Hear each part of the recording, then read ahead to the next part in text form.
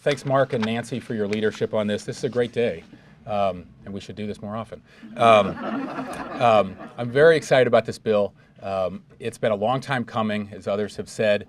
We have put up with too many of these violations and too many properties for too long, and I think today is the beginning of a new day. It's not the end, but it's the beginning of a new day where we're going to have much more vigorous prosecution of our, maybe that's the wrong word, but focus on the worst violations and the worst properties. Mark mentioned the amendments I was able to sponsor for the bill that I'm very proud of.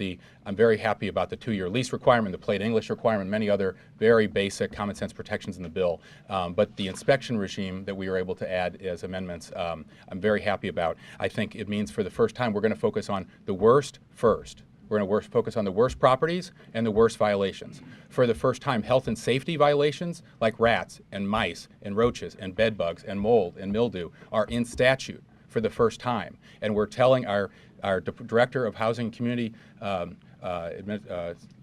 Affairs, thank you, to focus on those first. We're never going to have unlimited resources in DHCA. The county's not going to have unlimited resources. We have to make sure we're focusing on the worst violations and the worst properties. And that's not only good for tenants, I believe that's good for landlords. No longer will we have landlords telling us we're getting the whole industry painted with a broad brush because of the neglect of a few landlords and a few properties.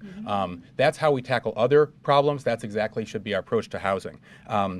The data and transparency piece is very important as well, because this means for the first time, all of us as taxpayers and certainly the County Council and DHCA are going to know which violations were found in inspections, which citations were assessed, and which fines were paid by landlords. And we're going to see that much more frequently than we ever have in the past, which is terrific. So tenants will be able to know what a building's like before they consider moving in.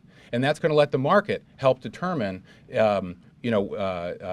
help enforce good behavior, reward good behavior, and keep our inspections focused on the worst ones, because the county can't do everything.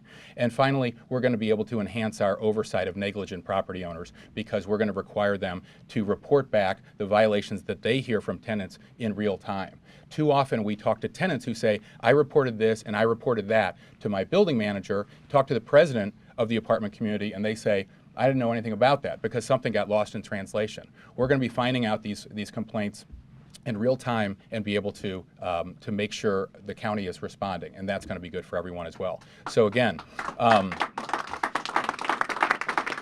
thanks very much to Mark and Nancy for their leadership on this, to all my colleagues for supporting it, and to the county exec and Clarence for supporting it as well. Thank you very much. Thank you. Thanks.